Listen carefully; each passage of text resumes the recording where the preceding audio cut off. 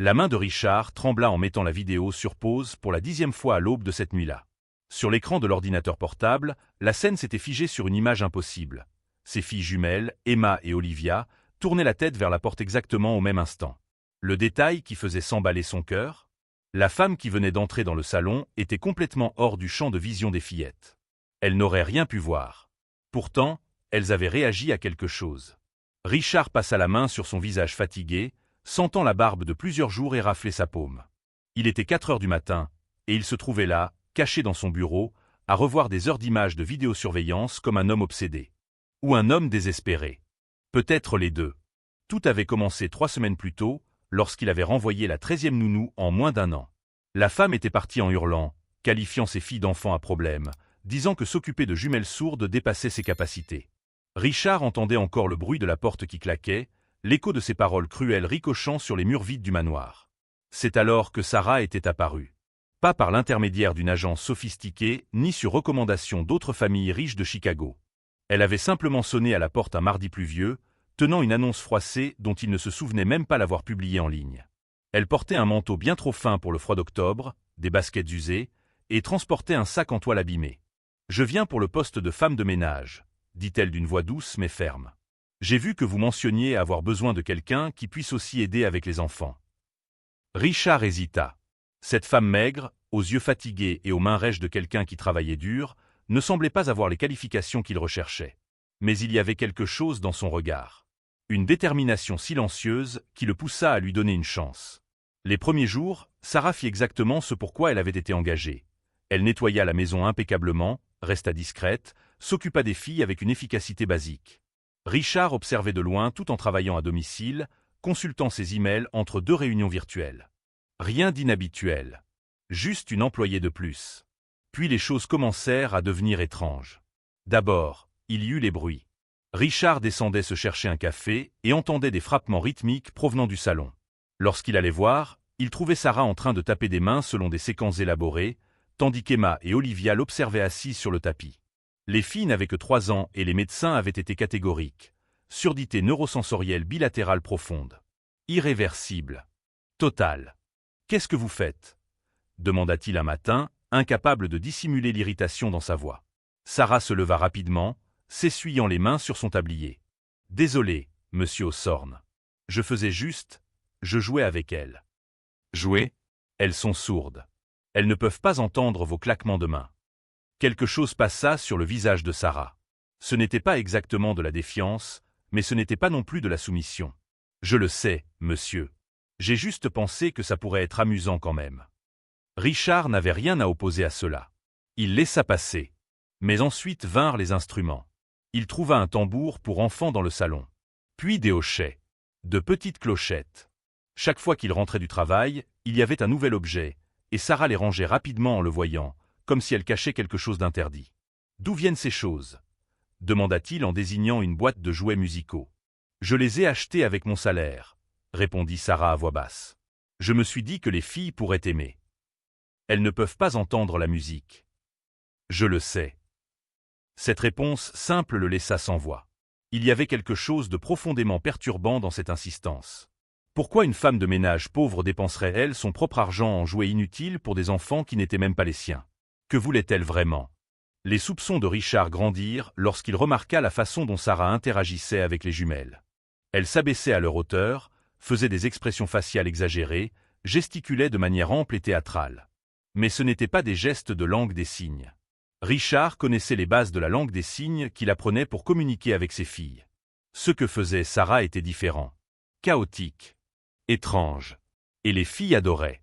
Emma, habituellement fermée et méfiante, souriait lorsque Sarah entrait dans la pièce. Olivia, qui vivait agrippée à son ours en peluche, évitait le contact physique, permettait à Sarah de la prendre dans ses bras. En 3 semaines, cette femme avait créé plus de liens avec ses filles que lui n'y était parvenu en 3 ans. Cela le dérangeait plus qu'il ne voulait l'admettre. C'est un jeudi que Richard prit sa décision. Il était dans son bureau lorsqu'il entendit des rires provenant de l'étage inférieur. Des rires. Ses filles sourdes, riant aux éclats. Il descendit l'escalier silencieusement et jeta un coup d'œil par la porte entr'ouverte du salon. Sarah se tenait au centre de la pièce, frappant un tambourin contre sa cuisse à un rythme rapide. Ses expressions étaient exagérées, presque comique. Et Emma et Olivia se roulaient de rire, tapant dans leurs petites mains, totalement absorbés par ce moment. Quelque chose n'avait aucun sens. Richard sentit un frisson lui parcourir l'échine. Ce soir-là, après le départ de Sarah et une fois les filles endormies, il accéda au système de sécurité. La maison était équipée de caméras dans toutes les pièces principales, installées après la mort de sa femme, 2 ans plus tôt. Rebecca avait insisté là-dessus lorsqu'elle était malade, voulant s'assurer que les filles seraient toujours protégées. Richard n'aurait jamais imaginé utiliser ces caméras pour espionner une employée. Mais le voilà, ouvrant les enregistrements des derniers jours, à la recherche de quoi exactement? De preuves de quoi? Les premières heures furent ennuyeuses. Sarah nettoyant, cuisinant, changeant des couches. Normal. Puis il vit quelque chose. Un moment minuscule, presque imperceptible. Sarah fit tomber une casserole dans la cuisine. Le bruit métallique résonna bruyamment. Et sur la vidéo du salon, à 20 mètres de distance et avec 2 murs entre les deux, Emma tourna la tête en direction du son. Richard rembobina. Regarda encore. Et encore. C'était impossible. La fillette était dos à la cuisine. Elle n'aurait rien pu voir. Pourtant, elle avait tourné la tête. Comme si elle avait entendu. Il continua à enquêter, et les exemples se multiplièrent. Olivia réagissant lorsque Sarah frappait des mains hors de son champ de vision. Les deux regardant vers le haut lorsqu'un avion passait bas au-dessus de la maison. De petites réactions subtiles que les médecins qualifieraient de coïncidence. Mais il y en avait trop. L'enregistrement de cette nuit-là était le plus clair de tous. Sarah entra dans le salon en marchant d'un pas ferme, faisant grincer le plancher. Emma et Olivia, qui jouaient dos à la porte, se retournèrent simultanément. Il n'y avait aucune possibilité que ce soit un hasard. Richard s'affaissa contre le dossier de sa chaise, le cœur battant. Ses filles réagissaient à des sons. Des filles diagnostiquées comme profondément sourdes. Qu'est-ce que cela signifiait? Les médecins s'étaient-ils trompés? Était-ce possible? Ou pire, Sarah faisait-elle quelque chose aux filles? Les manipulait-elle d'une quelconque manière? Il regarda l'horloge. 5 heures du matin. Dans 3 heures, Sarah arriverait pour une nouvelle journée de travail. Et Richard avait besoin de réponses. Si vous aimez cette histoire, n'oubliez pas de vous abonner à la chaîne et d'aimer la vidéo. Laissez dans les commentaires ce que vous en avez pensé jusqu'à présent et de quelle ville ou de quel pays vous regardez. Votre avis est très important. Alors que le soleil commençait à se lever sur Chicago, teintant le ciel d'orange et de rose, Richard prit une décision. Il confronterait Sarah. Il lui montrerait les enregistrements. Il exigerait la vérité. Parce que s'il existait la moindre chance, aussi infime soit-elle, que ses filles ne soient pas complètement sourdes, il devait le savoir. Même si cela signifiait détruire la seule personne qui, ces dernières années, avait réussi à faire sourire Emma et Olivia pour de vrai. Sarah arriva ponctuellement à 8 heures du matin, comme toujours. Richard l'observa à travers la fenêtre de son bureau, tandis qu'elle descendait du bus au coin de la rue et parcourait les 200 mètres jusqu'à l'entrée de la propriété. Même de loin, il voyait qu'elle portait 2 sacs en plus de son sac habituel. Encore des jouets, probablement. Encore ces objets qui produisaient des sons que ses filles étaient censées ne pas pouvoir entendre. Il descendit les escaliers avec l'ordinateur portable sous le bras, prêt pour la confrontation. Mais lorsqu'il ouvrit la porte, les mots moururent dans sa gorge. Sarah avait un hématome violet autour de l'œil gauche. « Bonjour, monsieur Ossorne, » dit-elle doucement, détournant le regard en entrant. « Qu'est-il arrivé à votre visage ?»« J'ai glissé dans la salle de bain chez moi. Rien de grave. » Le mensonge était évident dans la façon dont elle évitait de le regarder. Richard sentit sa colère initiale vaciller. Il avait préparé un discours, des exigences, des accusations. Mais cet hématome changea quelque chose. Il décida d'observer davantage avant d'agir. Toute la matinée, il fit semblant de travailler tout en prêtant attention à chacun de ses mouvements. Sarah nettoyait la cuisine en fredonnant doucement. Non, attends. Elle ne faisait pas que fredonner. Elle frappait des cuillères en bois en rythme contre l'évier, créant une sorte de battement tribal. Et dans la salle de jeu, à travers le babyphone, il entendait Emma et Olivia taper des mains en essayant d'imiter ce rythme. Comment savait-elle quoi imiter si elle ne pouvait pas entendre? À l'heure du déjeuner, Richard n'y tint plus. Il entra dans le salon où Sarah donnait à manger aux filles. Elle faisait des expressions exagérées à chaque cuillerée, produisant des sons amusants avec la bouche. Les jumelles ouvraient la bouche comme des oisillons, en riant. « Nous devons parler, » dit-il, plus durement qu'il ne l'aurait voulu. Sarah se leva immédiatement, s'essuyant les mains. « Bien sûr, monsieur. Ai-je fait quelque chose de mal ? Mon bureau. Maintenant. » Il vit la peur passer dans ses yeux, mais Sarah se contenta d'acquiescer et le suivit à l'étage. Dans le bureau, Richard ferma la porte et désigna la chaise en face du bureau. Elle s'assit sur le bord, les mains croisées sur les genoux, les yeux fixés au sol. « Depuis combien de temps travaillez-vous ici » commença-t-il, gardant une voix contrôlée. « 3 semaines et 4 jours, monsieur. » « Et pendant ces 3 semaines, combien de votre salaire avez-vous dépensé pour acheter des jouets à mes filles » Sarah se mordit la lèvre. « Pas beaucoup. J'achète dans des friperies, des magasins discount. » « Pourquoi faites-vous cela » ? « Parce qu'elles méritent d'avoir des jouets neufs. Des jouets qu'elles ne peuvent pas utiliser. Des instruments de musique, Sarah. Pour des enfants sourds. Vous ne trouvez pas cela cruel ? Ou stupide ?» Elle releva enfin le regard, et Richard vit quelque chose brûler dans ses yeux fatigués. Ce n'était pas de la colère. C'était plus profond. De la détermination. Peut-être du désespoir. « Je ne trouve pas cela cruel, » dit-elle calmement. « Je trouve cela nécessaire. » « Nécessaire ? Expliquez-moi ça. » Sarah inspira profondément, les doigts fortement entrelacés. Les filles ont besoin de stimulation, de texture, de vibration, de mouvement. La musique n'est pas seulement du son, monsieur Osborne. C'est une fréquence. De l'énergie. La vie qui se déplace dans l'air. Une belle philosophie, mais mes filles sont sourdes. SOURDES. Vous comprenez ce que cela signifie ? Elles n'entendent rien. Zéro. Les meilleurs médecins de Chicago l'ont confirmé.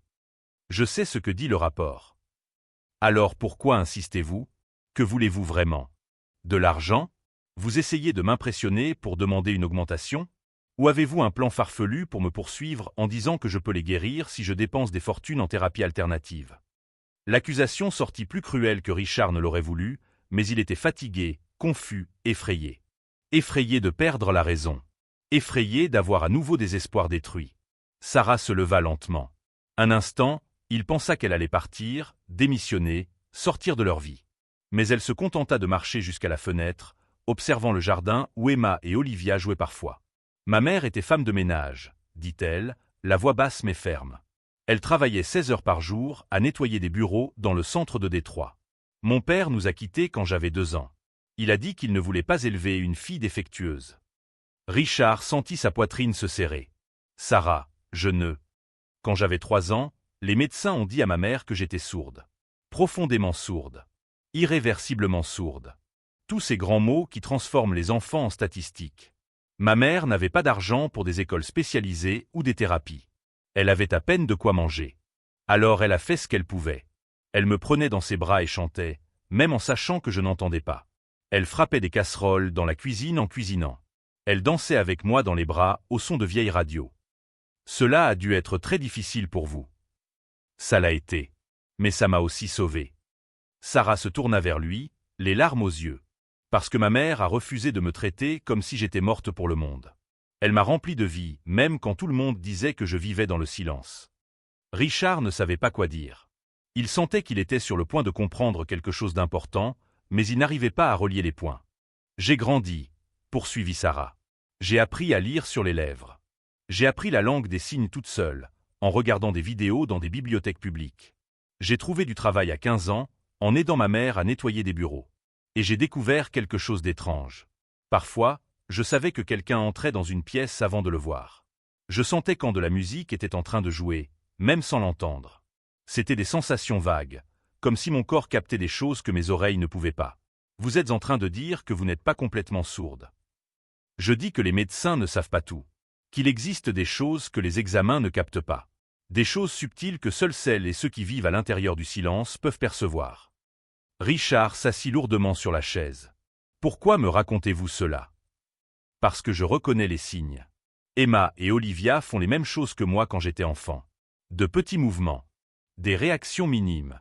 La plupart des gens ne les remarquent pas. Mais moi, je les remarque. Vous pensez que mes filles ne sont pas sourdes ? Je n'ai pas dit ça. Sarah retourna vers la chaise et s'assit. Les rapports sont probablement corrects. Elles sont sourdes. Mais peut-être ne sont-elles pas complètement déconnectées du monde sonore. Peut-être qu'il existe des fréquences, des vibrations, quelque chose qu'elles parviennent encore à capter. Quelque chose que des médecins dans des cabinets silencieux et stérilisés ne verront jamais. Richard tira l'ordinateur portable vers lui. Alors vous ne nierez pas qu'elle réagisse au son. Je ne nierai jamais quelque chose de vrai, monsieur Osborne. Il pivota l'écran vers elle, lui montrant l'enregistrement du matin précédent. Sarah regarda en silence tandis qu'Emma et Olivia tournaient la tête au bruit de la porte qui claquait. « Comment expliquez-vous cela » insista-t-il. « Je ne peux pas l'expliquer. Je ne suis pas médecin. Je ne suis pas scientifique.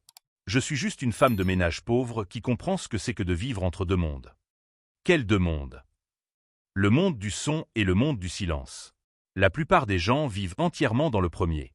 Les personnes complètement sourdes vivent entièrement dans le second. Mais certaines d'entre nous existent au milieu, captant des échos, des fantômes de fréquences, des vibrations qui traversent nos corps même quand nos oreilles sont mortes. Richard sentit un frisson lui parcourir l'échine. Cela avait une sorte de sens tordu, et en même temps cela semblait absurde. Si c'est vrai, pourquoi les médecins n'ont-ils jamais mentionné cette possibilité? Parce qu'ils ne la cherchent pas, répondit Sarah simplement. Ils testent l'audition. Oui ou non. Ça fonctionne ou ça ne fonctionne pas. Mais le corps humain est plus complexe que ça. Il y a des couches, des nuances, des mystères que la science n'a pas encore entièrement cartographiés. Le silence envahit le bureau. Richard regarda cette femme, avec son hématome mal dissimulé, ses vêtements simples, ses mains rêches à force de travailler. Elle n'avait pas de diplôme, pas de titre, rien d'autre que sa propre expérience et une conviction inébranlable. Mais elle avait fait sourire ses filles. Elle avait créé une connexion là où lui ne trouvait que frustration. Elle avait vu quelque chose que lui, avec tout son argent et ses ressources, n'avait jamais perçu. « Que me suggérez-vous de faire » demanda-t-il finalement. Sarah sourit pour la première fois durant cette conversation. « Continuez à me laisser travailler. Laissez-moi donner à vos filles ce que ma mère m'a donné. Une chance d'explorer toutes les possibilités de leur corps, même celles qui semblent impossibles. » Richard acquiesça lentement, digérant encore tout cela. « Mais nous ferons de nouveaux examens. Des examens différents. Je veux de vraies réponses. » « Bien sûr, monsieur Osborne. Mais en attendant les réponses, ne gaspillez pas leur temps. Chaque semaine compte à cet âge. Chaque stimulation peut faire la différence. » Elle se leva pour partir, mais Richard la rappela. « Sarah, cet hématome sur votre visage. Était-ce vraiment un accident ?» Elle toucha instinctivement son œil. « Certaines batailles sont les miennes à mener seule, monsieur.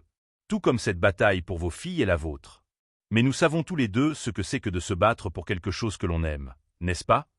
Avant qu'il ne puisse répondre, Sarah quitta le bureau, refermant doucement la porte derrière elle. Richard resta seul avec ses doutes, ses espoirs dangereux et la certitude grandissante que cette femme de ménage pauvre connaissait des secrets sur ses propres filles qu'il ne faisait que commencer à découvrir. Richard passa les jours suivants dans une quête frénétique de réponses. Il appela tous les spécialistes qu'il connaissait, prit des rendez-vous dans des cliniques de 3 États différents, lut des articles scientifiques jusqu'au cœur de la nuit. Les mots devinrent familiers: surdité neurosensorielle, cellules ciliées endommagées, nerfs auditifs compromis. Tout menait au même diagnostic irréversible. Mais alors il trouva quelque chose. Un article obscur publié par une université en Norvège. Il parlait d'une condition extrêmement rare appelée perception vibrotactile amplifiée. Seulement 18 cas documentés dans le monde entier. Des personnes atteintes de surdité profonde qui, inexplicablement, réagissaient à des fréquences extrêmement basses. Ce n'était pas de l'audition au sens traditionnel. C'était autre chose. Quelque chose que les tests conventionnels ne détectaient pas. Il imprima l'article et descendit le montrer à Sarah. Il la trouva dans le jardin derrière la maison, assise dans l'herbe avec Emma et Olivia. Elle tenait une vieille guitare désaccordée, jouant des accords simples. Les filles avaient les mains à plat sur la caisse de résonance de l'instrument, sentant les vibrations. Leurs petits visages brillaient de fascination. « D'où vient ça ?» demanda Richard en désignant la guitare. Sarah leva les yeux en se protégeant du soleil. « Elle appartenait à ma mère. Je l'ai apportée de chez moi aujourd'hui. Je me suis dit que ça pourrait être utile. »« Tu en joues ?»« Pas très bien. Ma mère a essayé de m'apprendre quand j'étais enfant, mais sans entendre les notes, c'est compliqué. J'ai appris les bases en sentant les vibrations des cordes. » Elle sourit tristement. Elle disait que la musique était trop importante pour que je ne la connaisse jamais, même d'une autre manière. Richard s'assit dans l'herbe à côté d'elle, chose qu'il n'avait pas faite depuis des mois. Emma rampa immédiatement jusqu'à lui et grimpa sur ses genoux. Son cœur se serra. Quand sa fille avait-elle cherché pour la dernière fois son affection de façon spontanée? « J'ai trouvé quelque chose, » dit-il en tendant l'article à Sarah. « Lis ça. » Elle prit les feuilles, ses yeux parcourant rapidement le texte. Richard observa son expression changer. Surprise. Reconnaissance. Espoir prudent. Perception vibrotactile amplifiée, murmura-t-elle. C'est ça. C'est exactement ça. Tu connaissais cette condition? Pas sous ce nom-là. Mais je connais la sensation. Sarah montra un paragraphe précis. Regarde ici. Ça dit que les personnes atteintes de cette condition captent les vibrations à travers la peau, les os et les tissus. Pas par les oreilles. Des fréquences en dessous de 20 Hz. Des sons si graves que les personnes à l'audition normale les perçoivent à peine, mais que ces personnes ressentent intensément. Et tu penses qu'Emma et Olivia ont ça? Je pense que c'est possible. Ça expliquerait pourquoi elles réagissent à certains sons et pas à d'autres. Pourquoi les tambours et les instruments à cordes fonctionnent mieux que les voix. Pourquoi elles répondent aux frappes fortes, mais pas aux chuchotements. Richard prit aussi Olivia dans ses bras, ayant maintenant une jumelle de chaque côté. Elle sentait le shampoing pour bébé et l'herbe fraîche. L'article mentionne des tests spécifiques. Des équipements spéciaux qui mesurent la réponse aux vibrations de basse fréquence. Je dois trouver un endroit qui fait ça. Ce sera difficile. D'après l'article, seuls 3 laboratoires dans le monde disposent de cet équipement. Alors je les emmènerai dans ces 3 laboratoires s'il le faut. Il regarda ses filles, sentant quelque chose se briser dans sa poitrine. J'ai perdu tellement de temps. 2 ans à croire qu'elle vivait dans un silence total, alors qu'il y avait peut-être toujours une fenêtre, une fissure de connexion que je ne savais pas chercher. Sarah posa doucement la main sur son bras. Vous avez fait de votre mieux avec les informations que vous aviez. Ne vous blâmez pas d'avoir fait confiance aux médecins. Eux aussi font de leur mieux. Mais toi, tu as vu. Toi, sans formation médicale, sans ressources, tu as vu ce que des spécialistes hors de prix n'ont pas vu. J'ai vu parce que je vis ça. Parce que je reconnais chez vos filles le reflet de mon propre parcours. Sarah fit une pause. Ma mère est morte quand j'avais 16 ans. Cancer. Rapide et brutal. À la fin, elle était si faible qu'elle parlait à peine. Mais elle continuait à chanter pour moi. Je posais la main sur sa poitrine et je sentais les vibrations des chansons qu'elle aimait. C'était notre façon de nous dire adieu. Les larmes coulaient librement sur le visage de Sarah maintenant. Richard comprit que cet hématome autour de son œil portait bien plus de couches de douleur qu'il ne l'avait imaginé. « Je suis vraiment désolé pour votre perte, » dit-il sincèrement. « Moi aussi je suis désolé pour la vôtre. Je sais que vous avez perdu votre épouse.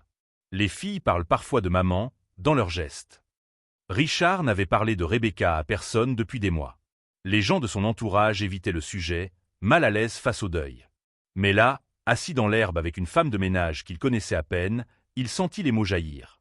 Elle est morte 6 mois après le diagnostic des filles. Cancer du pancréas. Elle a passé ses derniers jours obsédée par l'idée de s'assurer qu'elles auraient tout ce dont elles avaient besoin. Elle a engagé des avocats, organisé des fonds, dressé des listes interminables de spécialistes. Mais elle était si malade, si consumée par la maladie, qu'elle arrivait à peine à les tenir dans ses bras durant les derniers mois. Elle les aimait. Elle les aimait tellement que ça faisait mal.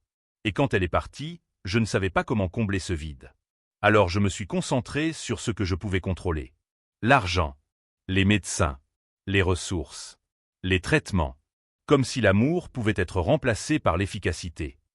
Il regarda Emma et Olivia, qui jouaient maintenant avec des fleurs que Sarah avait cueillies. Je suis devenu le gestionnaire de leur vie, pas leur père. Sarah resta silencieuse un moment, puis dit doucement, « Il n'est pas trop tard pour changer ça. » Ce soir-là, après le départ de Sarah, Richard fit quelque chose qu'il n'avait pas fait depuis longtemps. Il s'assit par terre dans la salle de jeu avec les jumelles et joua simplement. Sans chronomètre, sans agenda, sans se soucier du développement ou des thérapies. Juste un père et ses filles. Il prit le tambour que Sarah avait apporté et commença à en jouer doucement.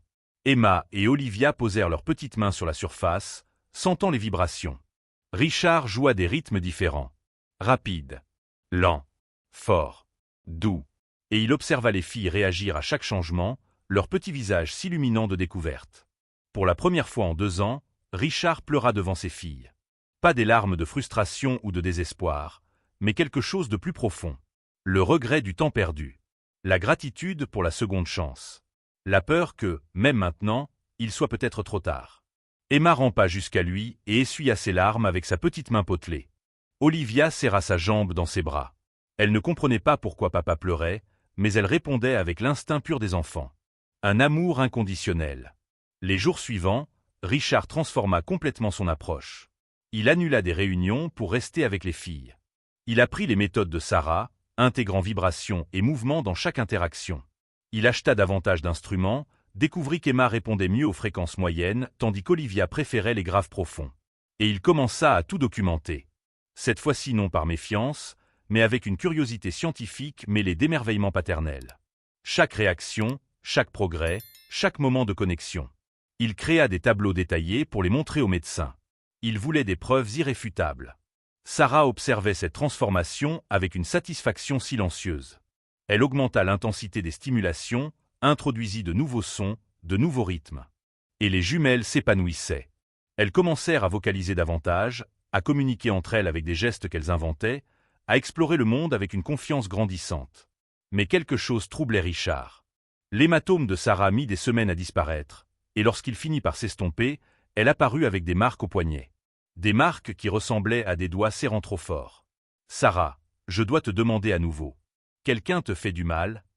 Elle tira la manche de son chemisier pour couvrir ses poignets. « C'est compliqué, monsieur Ossorne. »« Compliqué comment ?»« Mon petit ami. Ex-petit ami. Il n'accepte pas la rupture. Il apparaît à mon appartement, fait des scènes. Mais je vais régler ça. C'est de la violence domestique. Tu as besoin d'aide. De protection. » « J'ai besoin de ce travail, » corrigea-t-elle fermement. « J'ai besoin de continuer à travailler pour payer le loyer et rester loin de lui. Si j'implique la police, des avocats, je vais perdre du temps. Un temps que je ne peux pas perdre. Les filles ont besoin de moi maintenant. C'est le moment critique de leur développement. » Richard voulut argumenter, offrir de l'argent pour des avocats, suggérer qu'elles vivent là temporairement. Mais il vit l'entêtement dans le regard de Sarah et le reconnut. C'était le même entêtement qu'elle utilisait pour défendre Emma et Olivia. Elle menait ses batailles à sa manière. « Promets-moi au moins une chose, » dit-il. « Si la situation empire, tu m'en parles. Tu n'as pas besoin d'affronter tout ça seul. » Sarah acquiesça, mais Richard comprit que c'était une promesse vide. Cette femme avait appris à survivre seule toute sa vie. Faire confiance ne venait pas facilement. Les examens furent programmés. Une clinique à Boston disposait de l'équipement nécessaire. Il voyagerait dans 2 semaines. Richard ressentait un mélange d'espoir et de terreur. Et si les tests confirmaient la théorie de Sarah? Et s'il confirmait qu'il avait perdu des années précieuses parce que personne n'avait cherché dans la bonne direction? Mais au fond, il connaissait déjà la vérité. Il la voyait dans les réactions des filles. Il la sentait dans la façon dont elle s'était transformée en quelques semaines. Sarah avait raison. Elle avait toujours eu raison. Et désormais, c'était à lui de s'assurer que ses filles reçoivent tout ce qu'elles méritaient. Le téléphone sonna à 3 heures du matin. Richard décrocha le cœur déjà battant, car les appels à cette heure-là n'apportaient jamais de bonnes nouvelles. C'était l'hôpital. Sarah avait donné son numéro comme contact d'urgence. « Elle va bien ?» demanda-t-il, se levant déjà du lit. « Stable, mais elle a eu besoin de 12 points au front. Elle insiste pour vous parler avant que nous contactions la police. » Richard arriva à l'hôpital 20 minutes plus tard, encore en pyjama sous son manteau. Il trouva Sarah sur un brancard dans le couloir des urgences, le visage enflé, un pansement épais au-dessus du sourcil. Mais ce qui le choqua, ce furent ses yeux. Il n'y avait pas de peur. Il y avait de la colère. « Il a découvert où je vis, » dit-elle dès qu'il la vit. Il a forcé la porte. Il disait que si je ne revenais pas vers lui, personne d'autre ne pourrait m'avoir. Il m'a poussé contre le coin de la table. « Sarah, tu dois porter plainte. Ça ne peut pas continuer. » « Je sais. J'ai déjà parlé avec l'assistante sociale. Ils vont m'aider à obtenir une ordonnance de protection. Mais, monsieur Ossorne, j'ai besoin de vous demander un service. J'ai besoin d'un endroit pour rester quelques jours. Juste le temps de me réorganiser. Je n'ai nulle part où aller. » Richard ne réfléchit pas. « Tu vas rester dans la maison d'hôte sur la propriété. Il y a une sécurité 24 heures sur 24. Il ne pourra pas s'approcher de toi. » Des larmes coulèrent sur le visage blessé de Sarah. « Merci. Je promets que ce sera temporaire. Je chercherai un autre endroit dès que. »« Pas besoin. Reste le temps qu'il te faudra. » Il fit une pause. « Tu as sauvé mes filles. Laisse-moi t'aider à te sauver maintenant. » Sarah emménagea dans la propriété ce même matin. Richard annula le voyage à Boston, le reportant à la semaine suivante. Il savait que Sarah avait besoin de temps pour se remettre, mais il craignait aussi de la laisser seule, même avec la sécurité. Cet ex semblait dangereux. Dans les jours qui suivirent, quelque chose d'inattendu se produisit. Avec Sarah vivant sur la propriété, sa présence dans la vie des filles s'intensifia. Elle passait des matinées entières à travailler avec Emma et Olivia, introduisant des exercices de plus en plus élaborés. Richard observait fasciné la façon dont les jumelles réagissaient à des fréquences spécifiques, comme si elles développaient un langage propre basé sur les vibrations et les mouvements. Ce fut lors d'un après-midi pluvieux que tout changea. Richard était dans le bureau lorsqu'il entendit un bruit fort venant du jardin. Il courut jusqu'à la fenêtre et vit un homme escalader le mur de la propriété. Grand, tatoué, les yeux injectés de colère. Cela ne pouvait être que l'ex de Sarah. Avant que Richard ne puisse réagir, le système d'alarme se déclencha. Les agents de sécurité sortirent en courant de la loge. Mais l'homme avait déjà sauté à l'intérieur, criant le nom de Sarah. « Tu ne peux pas te cacher de moi. Je sais que tu es ici. » Richard descendit les escaliers en courant. Il trouva Sarah dans le salon avec les jumelles, pâle et déterminée. Elle se plaça instinctivement devant les filles. « Emmène Emma et Olivia à l'étage, » ordonna Richard. « Enfermez-vous dans leur chambre. Maintenant. » Sarah obéit, prenant les filles dans ses bras et montant rapidement. Richard entendit la porte se verrouiller. Ce n'est qu'alors qu'il se dirigea vers l'entrée, où les agents de sécurité avaient déjà immobilisé l'intrus. L'homme luttait contre eux, continuant de crier. « Elle est à moi. Vous ne comprenez pas? Sarah est à moi. Cette garce ne peut pas simplement sortir de ma vie. » Richard sentit une colère froide l'envahir. Il s'approcha jusqu'à quelques centimètres du visage de l'homme. « Écoutez bien. Sarah n'appartient à personne. Elle travaille pour moi, vit sur ma propriété et est sous ma protection. Si vous vous approchez d'elle à nouveau, ce ne seront pas mes agents de sécurité que vous affronterez. Ce seront mes avocats. Et je vous assure que j'ai les moyens de détruire complètement votre vie. Pour qui te prends-tu? Un riche idiot qui croit pouvoir acheter les gens? Exactement ça. Un riche idiot avec assez de pouvoir pour m'assurer que tu ne dérangeras plus jamais cette femme. La police est déjà en route. Tu seras arrêté pour violation de propriété et non-respect de l'ordonnance de protection. Et je veillerai personnellement à ce que chaque accusation entraîne la peine maximale. » L'homme cracha par terre. « Elle ne vaut pas tout ça. Ce n'est qu'une femme de ménage sourde et brisée. » C'est alors que Richard perdit son sang-froid. Il frappa l'homme au visage, sentant son nez craquer sous ses doigts. Les agents le maintinrent pour l'empêcher de continuer. « Elle vaut plus que tu ne comprendras jamais, » dit Richard d'une voix basse et dangereuse. « Maintenant, sors de ma propriété. » La police arriva quelques minutes plus tard. Richard fit son témoignage, montra les enregistrements des caméras de sécurité, fournit toutes les informations nécessaires. L'ex de Sarah fut emmené menotté, toujours en criant des menaces. Quand la situation se calma enfin, Richard monta dans la chambre des filles. Il trouva Sarah assise par terre avec Emma et Olivia dans les bras, chantant doucement pour elle. Les trois pleuraient. « C'est fini, » dit-il doucement. « Il ne reviendra pas. » Sarah le regarda, les yeux rouges. « Tu l'as frappé. Les agents de sécurité me l'ont raconté. J'ai perdu la tête. Désolé si ça t'a dérangé. » Ça ne m'a pas dérangé. Ça m'a touché. Elle sourit tristement. Personne ne m'avait jamais défendu ainsi avant. Richard s'assit par terre à côté d'elle. « Sarah, je dois te dire quelque chose.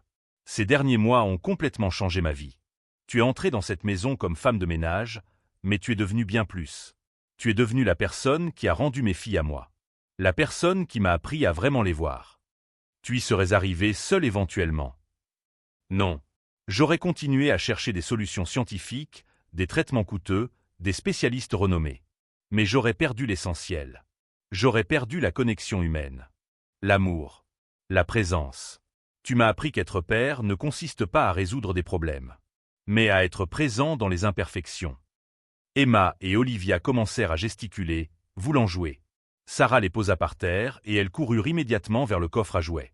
Richard observa ses filles, si vivantes, si présentes, si connectées au monde à leur manière unique. « Les examens à Boston sont demain, » dit-il. « Tu es prête? » « Oui. Mais, monsieur Osborne, je veux que tu comprennes une chose. Peu importe ce que diront les tests, Emma et Olivia iront bien. Parce qu'elles ont maintenant quelque chose qu'elles n'avaient pas avant. » Quoi donc? Un père qui les voit telles qu'elles sont vraiment. Pas comme un problème à résoudre, mais comme des personnes complètes avec leur propre manière unique d'expérimenter le monde. Les paroles de Sarah résonnèrent dans l'esprit de Richard toute la journée et toute la nuit. Il revit toutes les vidéos qu'il avait enregistrées ces dernières semaines. Les transformations étaient indéniables. Emma communiquait désormais par des gestes élaborés qu'elle inventait elle-même. Olivia répondait à des rythmes complexes, créant ses propres battements. Toutes deux interagissaient avec le monde d'une manière que les médecins jugeraient impossible pour des enfants sourds. Le lendemain matin, ils prirent l'avion pour Boston. La clinique était ultramoderne, remplie d'équipements semblant sortis de films de science-fiction. Les médecins firent passer Emma et Olivia à une batterie de tests. Ils posèrent des capteurs sur leur tête, les exposèrent à des fréquences allant des plus graves aux plus aiguës, mesurèrent les réponses cérébrales et musculaires. Richard et Sarah observaient à travers une vitre, se tenant les mains sans s'en rendre compte. Après 4 heures, l'équipe médicale les appela dans une salle de réunion. Le docteur Patterson, un homme aux cheveux gris et aux yeux doux, ouvrit un épais dossier. « Monsieur Osborne, nous avons apporté les anciens rapports des filles. Surdité neurosensorielle bilatérale profonde. Techniquement, ces diagnostics sont corrects. Emma et Olivia n'entendent pas de manière conventionnelle. Leurs nerfs auditifs ne transmettent pas les sons au cerveau comme chez les personnes ayant une audition normale. » Le cœur de Richard s'enfonça. Alors il n'y avait aucun espoir? Cependant, poursuivit le docteur Patterson, nos tests ont révélé quelque chose d'extraordinaire. Vos filles possèdent une capacité amplifiée de perception vibrotactile. Elles traitent spécifiquement les fréquences en dessous de 20 Hz via des récepteurs tactiles sur la peau et les organes internes. C'est une condition extrêmement rare. Nous ne connaissons que 20 cas documentés dans le monde. Alors elles peuvent ressentir les sons? Demanda Richard, peinant à respirer. Pas de la manière dont nous pensons l'audition. Mais oui, elles captent les vibrations sonores à travers le corps. C'est comme si elles avaient développé un sens compensatoire, un chemin neural alternatif. Richard regarda Sarah, qui pleurait silencieusement. Tu savais. Tout le temps, tu savais. Je me doutais, corrigea-t-elle. Parce que je vis cela. Parce que j'ai reconnu chez vos filles le même don étrange que je porte. Le docteur Patterson se pencha en avant. Mademoiselle, vous avez aussi cette condition. Jamais diagnostiquée officiellement. Mais oui, j'ai toujours su que je percevais des choses que je ne devrais pas pouvoir. Voulez-vous passer les mêmes tests? Pour la science, ce serait précieux de documenter un cas adulte. Sarah accepta. Ils passèrent encore 2 heures à la clinique, cette fois pour tester Sarah. Les résultats furent identiques à ceux des jumelles. Elles possédaient la même perception vibrotactile amplifiée, développée au fil des années d'adaptation. Lorsqu'ils rentrèrent enfin à Chicago cette nuit-là, Richard eut l'impression de flotter. Ses filles n'étaient pas brisées. Juste différentes. Spéciales. Et il avait une seconde chance pour tout faire correctement. 6 mois plus tard, Richard était assis dans le même salon où tout avait commencé, observant une scène qui l'émouvait encore jusqu'aux larmes. Emma et Olivia, maintenant âgées de 4 ans, dansaient pieds nus sur un tapis spécial qui vibrait avec la musique. Pas n'importe quelle musique, mais des compositions spécifiques créées pour amplifier les fréquences qu'elles pouvaient ressentir. Sarah était au piano, jouant une mélodie qu'elle avait elle-même composée. Ses doigts dansaient sur les touches avec une confiance née de mois de pratique assidue. Elle portait une robe simple mais neuve, et ses cheveux étaient attachés avec une pince choisie par Emma. L'échymose n'était plus qu'un souvenir lointain. « Papa, viens !»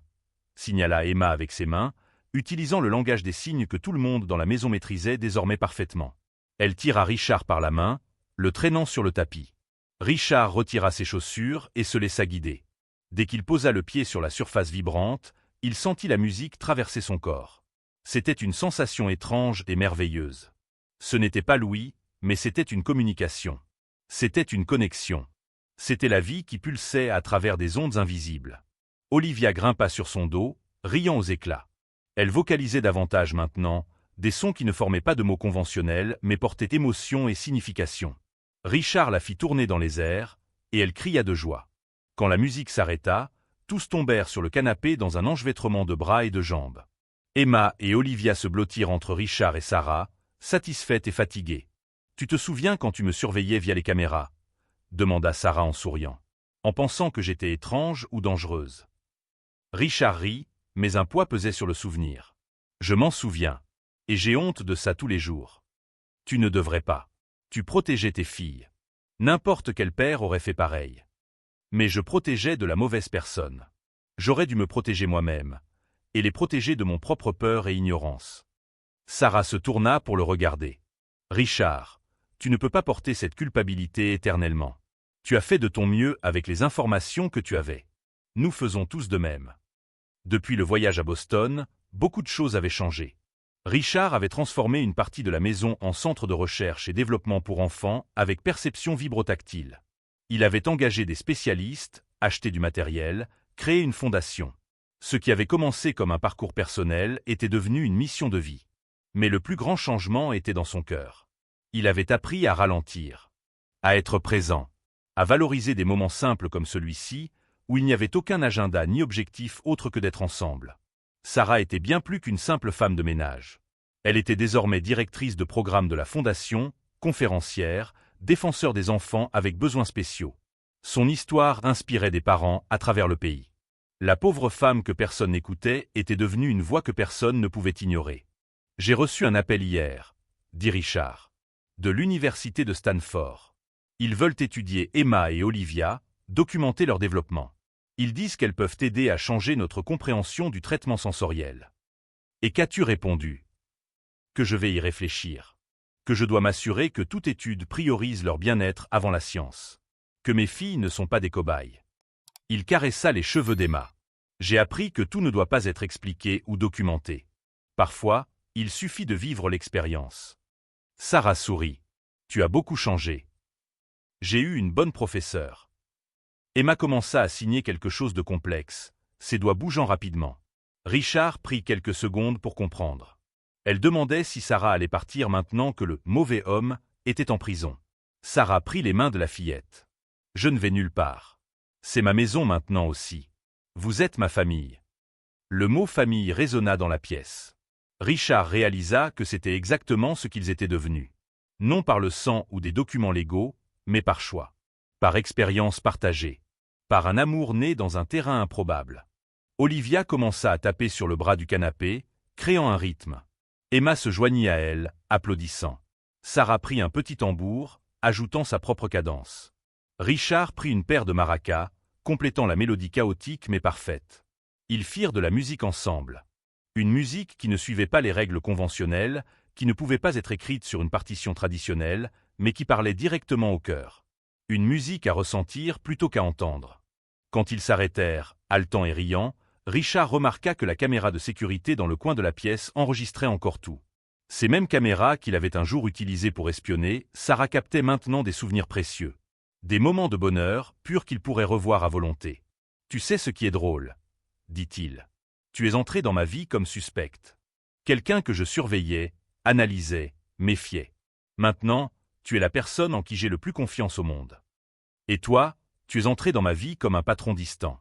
Quelqu'un que je craignais de décevoir. Maintenant, tu es mon meilleur ami. » Les enfants commencèrent à bâiller. C'était l'heure de la sieste de l'après-midi. Sarah les porta à l'étage, fredonnant doucement. Richard les suivit, observant comment Emma et Olivia s'accrochaient à elle en toute confiance. Dans la chambre, il les aida à se mettre au lit. Il couvrit chacune d'elles de couvertures douces. Embrassa leur front. Emma prit sa main et la posa sur son cœur, un geste qu'elle avait inventé pour dire « je t'aime ». Richard fondit. Quand les filles s'endormirent enfin, lui et Sarah descendirent à la cuisine. Elle prépara du café pendant qu'ils s'asseyaient au comptoir, simplement à observer. Il y avait une aisance entre eux maintenant. Une compréhension qui n'avait pas besoin de mots. « J'ai réfléchi », dit Sarah en servant de tasse. « À ma mère. À la façon dont elle m'a élevé sans ressources, sans soutien, sans connaissances spécialisées. Et pourtant, elle m'a donné exactement ce dont j'avais besoin. Elle t'a donné de l'amour. Plus que ça. Elle a refusé de me voir comme défectueuse. Elle a refusé d'accepter les limitations que les autres imposaient. Elle voyait des possibilités là où tous voyaient des impossibilités. Comme tu as fait avec Emma et Olivia. » Sarah prit une gorgée de café. « Tu sais quelle a été la plus grande leçon de ce parcours?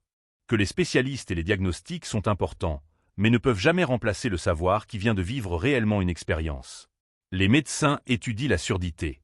Moi, je suis la surdité. Il y a une énorme différence. » Richard hocha lentement la tête. « Et j'ai appris qu'être riche et puissant ne signifie rien si tu ne peux pas voir ce qui est juste devant toi. Parfois, les réponses que nous cherchons ne sont pas dans des cliniques coûteuses ou des articles scientifiques, mais dans les mains rugueuses d'une femme de ménage qui comprend le monde d'une manière que je ne comprendrai jamais complètement. Tu comprends plus que tu ne le crois. Tu as beaucoup évolué. Parce que tu as eu de la patience avec moi. Parce que tu n'as pas abandonné, même quand je doutais de toi, même quand je t'ai traité avec arrogance. » Il fit une pause. « Sarah, je dois te poser une question. Dans ces premières semaines, quand je te regardais via les caméras, quand je questionnais tout ce que tu faisais, savais-tu que j'étais surveillé? Je le suspectais. Mais ça m'était égal. Pourquoi? Parce que je savais qu'éventuellement, tu verrais ce que je voyais. Que les preuves parleraient d'elles-mêmes. Et parce que je comprenais ta peur. Tu as failli tout perdre. Il est naturel de protéger, même de la mauvaise manière. À l'étage, un bruit léger se fit entendre. Emma s'était réveillée et frappait contre le mur pour attirer l'attention. Richard monta en courant et la trouva assise dans son lit, tenant son ours en peluche. « Cauchemar !» signala-t-il. Emma secoua la tête. Elle fit un geste qui serra le cœur de Richard. « Je voulais juste m'assurer que tu es encore là. »« Je serai toujours là. Je te le promets. » Elle sourit et se recoucha. Richard s'assit au bord du lit, caressant ses cheveux jusqu'à ce qu'elle se rendorme. Il resta là de longues minutes, simplement à observer. À mémoriser chaque détail. Les cils sombres contre les joues. La respiration douce. La confiance absolue sur son visage détendu. Quand il redescendit enfin, Sarah se tenait à la porte, les yeux embués de larmes. « Tu es devenu exactement le père dont elles avaient besoin, » murmura-t-elle. « Parce que tu m'as appris comment. » Cette nuit-là, après que Sarah se soit retirée dans la maison d'hôte, Richard ouvrit son ordinateur pour la dernière fois. Il accéda aux vieilles vidéos, celles des premières semaines où tout était suspicion et peur. Il regarda Sarah applaudir pour les filles. Il vit les petites réactions qu'il avait interprétées à l'époque comme des impossibilités effrayantes. Maintenant, il voyait clairement. Il voyait l'amour. Il voyait le dévouement. Il voyait une femme qui avait reconnu dans ses enfants un reflet d'elle-même et avait refusé de les laisser suivre le chemin le plus difficile seul. Richard supprima les anciennes vidéos. Il n'en avait plus besoin. Le passé n'était qu'une leçon apprise. L'avenir était ce qui comptait maintenant. Avant de dormir, Richard écrivit dans son journal, comme le lui avait recommandé son thérapeute. « Aujourd'hui, j'ai compris que la plus grande richesse ne réside pas dans les comptes en banque ou les propriétés. Elle réside dans le fait d'avoir des yeux pour voir l'extraordinaire déguisé en ordinaire. Dans l'humilité d'apprendre de ceux que la société enseigne à ignorer. Sarah m'a appris que les diagnostics ne définissent pas les destins. Que l'amour voit ce que la science perd parfois. Que la famille n'est pas la perfection, mais l'acceptation des imperfections et leur transformation en dons uniques. Mes filles sont sourdes. Mais elles sont loin de vivre dans le silence. Elles entendent le monde à travers la peau, les os, le cœur. Et enfin, moi aussi, j'ai appris à écouter de cette manière. Si vous êtes arrivé jusqu'à la fin de cette histoire, n'oubliez pas de vous abonner à la chaîne et de laisser un like. Dites-nous dans les commentaires ce que vous en avez pensé et de quelle ville ou pays vous regardez. Votre participation fait toute la différence.